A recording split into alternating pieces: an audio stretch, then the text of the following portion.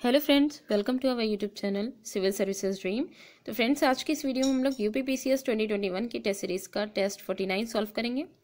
इसमें हम ज्योग्राफी के कुछ इंपॉर्टेंट और काफ़ी अच्छे क्वेश्चंस हैं, इसे सॉल्व करेंगे। तो आइए स्टार्ट करते हैं आज की वीडियो। देखिए, क्वेश्चन नंबर 1 में है, मोरीबंद डेल्टा निम्नलिखित में से किस डेल्टा का एक उपभाग है? ऑप्शंस हैं Krishna Godavari delta, Mahanadi delta, Bengal delta या कावेरी डेल्टा। तो क्वेश्चन 1 का करेक्ट आंसर है ऑप्शन सी, बंगाल डेल्टा। ये मोरीबंद डेल्टा जो है ये बंगाल डेल्टा का एक उपविभाग है। कैसे कि देखिए, दो हिमालयी नदियां गंगा और ब्रह्मपुत्र, एक गैर हिमालयी नदियां जो हिमालय से नहीं निकलती है मेघना, उसके साथ मिलकर के विश्व की सर्वाधिक वृहद सबसे बड़ा जो है डेल्टा का निर्माण करती हैं, जिसे हम गंगा ब्रह्मपुत्र डेल्टा या फिर उसे हम गंगा डेल्टा या सुंदरबन डेल्टा या बंगाल डेल्टा, ये इन नामों से उसे जाना जाता है। ठीक है, तो हम ये कह सकते हैं कि जो ये बंगाल डेल्टा है, ये यहाँ पे जो कहा गया है कि मोरीबंद डेल्टा किस डेल्टा का एक उपविभाग है, तो ये जो बंगाल डेल्टा है उसी के ही उपविभाग में मोरीबंद डेल्टा आता है। तो इसके जो है उपविभाग जो है वो 3 उपविभागों में बटा हुआ है। तो मोरीबंद डेल्टा, प्रौढ़ डेल्टा और ज्वार सक्रिय डेल्टा, तो उसी में ही मोरीबंद डेल्टा आता है। ठीक है, नेक्स्ट क्वेश्चन देखिए, क्वेश्चन नंबर 2। क्वेश्चन 2 में है, निम्नलिखित में से कौन सी नदी चंबल में नहीं मिलती है? ऑप्शंस हैं काली सिंध, बेतवा, पार्वती या शिप्रा। तो क्वेश्चन 2 का करेक्ट आंसर है ऑप्शन बी, बेतवा नदी। बेतवा नदी जो है ये मध्य प्रदेश में विंध्य पर्वत से निकलती है। ठीक है, और उत्तर प्रदेश के जो हमीरपुर जिला है उसमें यमुना नदी से जाके मिलती है। यानी कि ये जो बेतवा नदी है ये यमुना नदी से जाके मिलती है। बाकी यहाँ जितनी भी नदियां दी गई हैं वो सब चंबल नदी से मिलती हैं। ठीक है, नेक्स्ट क्वेश्चन देखिए, क्वेश्चन नंबर 3। क्वेश्चन 3 में है, निम्नलिखित में से कौन सी ब्रह्मपुत्र की सहायक नदी नहीं है या है? तो इसमें 3 नदियां दी गई हैं, दिबांग, कमेंग, लोहित। नीचे दिए गए कूट का प्रयोग कर सही उत्तर चुनिए। केवल 1, केवल 2 और 3, केवल 1 और 3 या 1, 2, 3 तीनों ही। तो क्वेश्चन 3 का करेक्ट आंसर है ऑप्शन डी, 1, 2, 3। ये तीनों नदियां जो है वो ब्रह्मपुत्र की सहायक नदी में आती हैं। देखिए, ब्रह्मपुत्र जो है उनमें ये तीनों नदियां किस किस तरह से जो है इनकी सहायक नदी होती है। ब्रह्मपुत्र की जो बाएं तरफ में नदियां और भी बहुत सारी हैं, तो बाएं तरफ की जो नदियां हैं उनमें आती है दिबांग, ये बाएं तरफ की है, और लोहित। ठीक है, बाएं तरफ से जो सहायक नदी है ब्रह्मपुत्र की वो दिबांग और लोहित है, और जो कमेंग है ये दाएं साइड से सहायक नदी आकर के इसमें जुड़ती हैं। ठीक है, तो ये तीनों नदियां ही ब्रह्मपुत्र की सहायक नदियां हैं। नेक्स्ट क्वेश्चन देखिए, क्वेश्चन नंबर 4। क्वेश्चन 4 पहले हम देख लेते हैं, उसके बाद अंदर देखते हैं क्या है। क्वेश्चन 4 में है, सूची 1 को सूची 2 से सुमेलित कीजिए तथा नीचे दिए गए कूट का उपयोग करते हुए सही उत्तर चुनिए। सूची 1 में दोआब दिए गए हैं और सूची 2 में नदियां दी गई हैं। तो देखिए यहाँ पे दोआब में कौन कौन से हैं? बिस्ट दोआब, रावी तथा चिनाब के मध्य, बारी दोआब, रावी तथा व्यास के मध्य, रचना दोआब, व्यास तथा सतलज के मध्य, चास दोआब, चिनाब तथा झेलम के मध्य। तो कूट की सहायता से हमें इसका आंसर देना है कि इसका करेक्ट आंसर क्या होगा।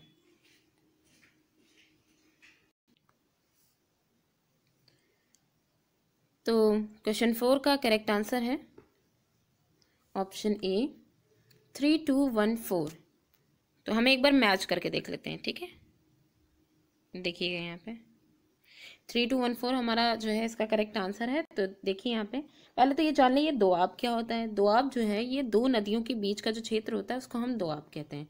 ठीक है, तो अब यहाँ पे जो बिस्ट दोआब है, ये जो बिस्ट दोआब है ये व्यास तथा सतलज नदी जो है उसके मध्य है। व्यास तथा सतलज नदी के जो मध्य का क्षेत्र है उसे हम बिस्ट दोआब कहते हैं। बारी दोआब, बारी दोआब रावी तथा व्यास के मध्य है, रावी तथा व्यास के मध्य। ठीक है, तो ये जो है बारी दोआब हो जाएगा। रचना दोआब जो है ये रावी तथा चिनाब नदी जो है उसके मध्य का क्षेत्र है पहला, तो रचना दोआब का जो है फर्स्ट हो जाएगा। और ये रचना दोआब जो है ये पाकिस्तान में आता है ये क्षेत्र। ठीक है, चास दोआब जो है ये चिनाब तथा झेलम के मध्य का क्षेत्र है। तो दोआब दो नदियों के बीच का क्षेत्र है और इसका जो सही मैचिंग है वो यहाँ पे ये है कि ए का 3 हो जाएगा, बी का जो है 2 हो जाएगा, सी का 1 हो जाएगा, डी का 4 हो जाएगा।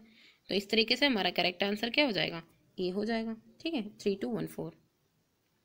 तो नेक्स्ट क्वेश्चन देखिए, क्वेश्चन नंबर 5। क्वेश्चन 5 में है सूची 1 को सूची 2 के साथ सुमेलित कीजिए और सूचियों के नीचे दिए गए कोड का प्रयोग कर सही उत्तर चुनिए। यहाँ पे सूची 1 में नगर दिए गए हैं और सूची 2 में समीपवर्ती नदियां दी गई हैं। तो देखिएगा, नगर में है बैतूल, जगदलपुर, जबलपुर और गोरखपुर। समीपवर्ती नदी इंद्रावती, नर्मदा, राप्ती और ताप्ती।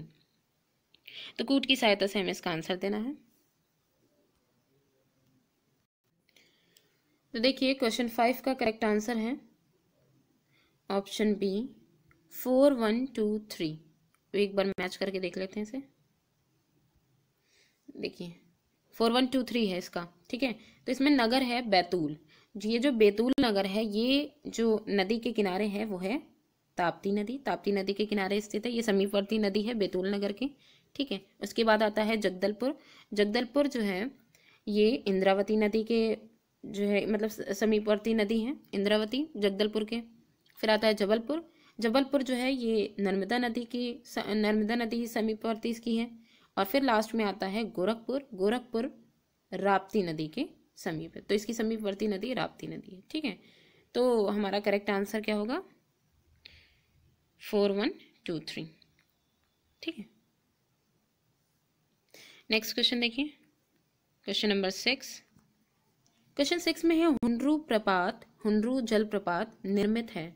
ऑप्शंस हैं इंद्रावती नदी पर, कावेरी नदी पर, स्वर्णरेखा नदी पर या उपयुक्त में से कोई नहीं। क्वेश्चन 6 का करेक्ट आंसर है ऑप्शन सी स्वर्णरेखा नदी पर।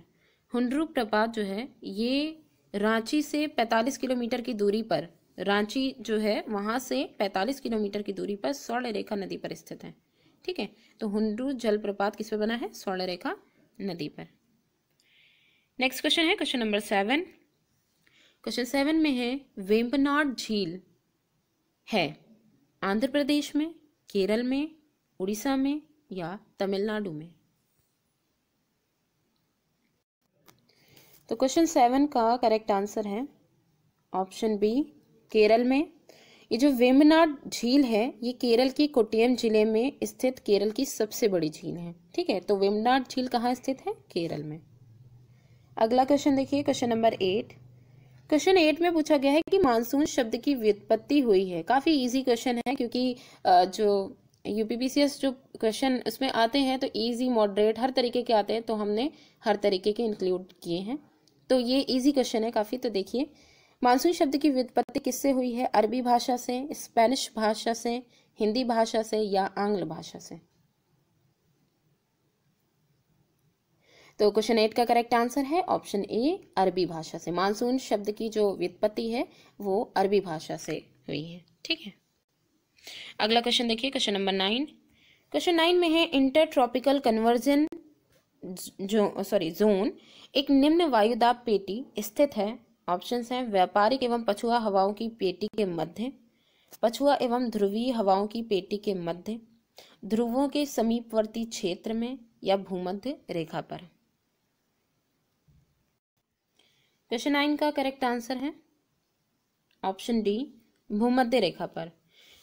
इंटर ट्रॉपिकल कन्वर्जन जोन जो है इसे अंतः उष्णकटिबंधीय अभिसरण क्षेत्र भी कहते हैं। ठीक है, ये विषुवतीय वही भूमध्य रेखीय जो अक्षांश है उसमें विस्तृत गर्त, बड़े बड़े जो गड्ढे होते हैं एवं निम्न दाब का क्षेत्र होता है ये। ठीक है, इंटर ट्रॉपिकल कन्वर्जन जोन, और यहीं पर ही उत्तर पूर्वी एवं दक्षिण पूर्वी व्यापारिक पवनें जो हैं वो आपस में आकर के मिलती हैं। ठीक है, तो ये इंटर ट्रॉपिकल कन्वर्जन जोन, तो ये एक निम्न वायुदाब पेटी है। ये कहाँ पर है, भूमध्य रेखा पर, यानी विषुवतीय रेखा पर। नेक्स्ट क्वेश्चन है क्वेश्चन नंबर 10। क्वेश्चन 10 में है, भारत में वर्षा का आधिक्य के होते हुए भी ये देश प्यासी धरती समझा जाता है। इसका कारण है, यानी भारत जो है इसमें वर्षा बहुत ज़्यादा होती है भारत देश में, लेकिन फिर भी वो जो है प्यासी धरती कहा जाता है। तो क्या कारण हो सकता है कि वर्षा के पानी का तेजी से बह जाना, वर्षा के पानी का शीघ्रता से भाप बनकर उड़ जाना, वर्षा का कुछ थोड़े ही महीनों में जोर होना, या उपयुक्त सभी। तो क्वेश्चन 10 का करेक्ट आंसर है ऑप्शन डी, उपयुक्त सभी। क्योंकि देखिए भारत में वर्षा का आधिक्य है, लेकिन ये तीनों ही कारण हैं कि भारत को प्यासी धरती माना जाता है, समझा जाता है। क्योंकि पानी, वर्षा के पानी का तेजी से बह जाना, ढलान वाले क्षेत्र होने की वजह से जो वर्षा का पानी होता है वो तेजी से बह जाता है, ये भी कारण है। और वर्षा के पानी का शीघ्रता से भाप बनकर उड़ जाना, ये भी कारण है। वर्षा का कुछ थोड़े ही महीनों में जोर से होना, इसकी वजह से क्या होता है कि 3-4 महीने लगातार वर्षा होती है, उसके बाद जो है मतलब कि 7-8 महीना बिल्कुल ऐसे ही सूखा रहता है, कुछ क्षेत्र तो बिल्कुल ही सूखे रहते हैं। तो ये तीनों ही कारण हैं कि भारत में वर्षा का आधिक्य होते हुए भी ये देश प्यासी धरती समझा जाता है। तो फ्रेंड्स, आज की वीडियो हमारी यहीं पे ही एंड होती है। Thanks for watching.